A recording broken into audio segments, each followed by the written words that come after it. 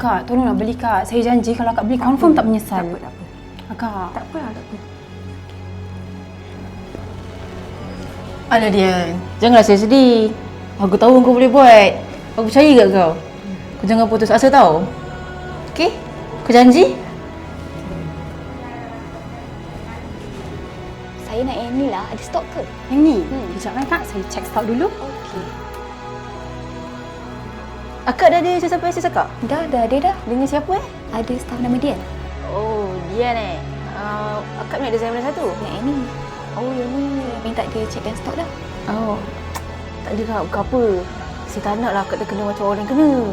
Yelah, dia pernah check stok, bagi salah barang. Defect pula tu. Itu saya tak nak akak kena dengan dia. Baik akak hati-hati. Okey Kak, saya dah check stok. Ada, Kak nak tak? Tak apalah. Saya dah belilah. Cancel Tak apalah dia, jangan rasa sedih. Tak apa, usaha tangan kejayaan. Tak apa, aku doakan satu hari nanti mesti kau boleh lock punya. Cuma customer tadi, aku dah cuba dah. Cuma belum ada rezeki lagi. Yelah, aku cuba lagi. Tak apalah, aku access customer dulu Aish, tak dapat lagi. Bila lah nak ada rezeki aku ni? Aku tak faham lah. Apalah bos nak buang si Dian tu? Yelah, aku tengok lah sejak dia masuk sini, berapa je saya dia boleh buat. Buat beban je. Biarlah, rezeki orang ni lain-lain mana. Asal kau nak backup dia pula? Kau suka dia? Bukan macam tu. Kadang-kadang kita ni kena fikir positif sikit. Dah aku malas nak layan kau ni. Mana aku.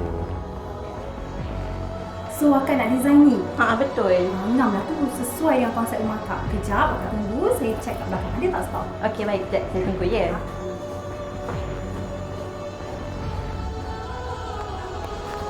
Akak dengan dia ni? Betul. Bukan apa kak. Dia ni problem sebenarnya.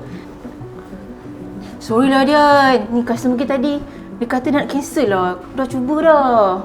Cancel? Sejak bila kata saya dah cancel? Saya memang nak belilah design yang ni. Saya tak tahu lah apa niat awak sebenarnya. Semata-mata nak jatuhkan close dia ni. Kalau saya jadi bos, dah lama saya buat kerja macam awak lah. Oh, rupanya ni lah kerja awak selama ni, Wana. Saya ingatkan awak ni kawan saya. Tapi rupanya awak tikam belakang saya. Depan je ni, duk kena umban terus.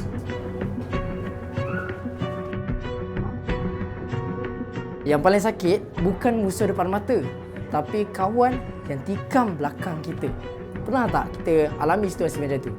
Kebanyakan daripada kita mesti pernah alami ya abang. Tapi ingat, Nabi SAW bersabda, tajiduna syiraran nas dzal wajhain. Hadis riwayat Bukhari wa Muslim. Maksud dia, kamu akan dapati seburuk-buruk manusia adalah yang berwajah dua. Depan dia tunjuk baik, belakang dia kata lain dekat kita.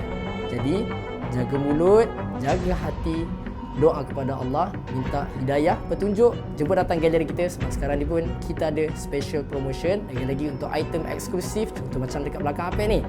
Jom tengok depan-depan, kita bagi free consultation. Jadi agak baik ingat nak cari dekat mana? Dian Signature, penuhi rumah dengan kalimah apa-apa Allah nombor 1.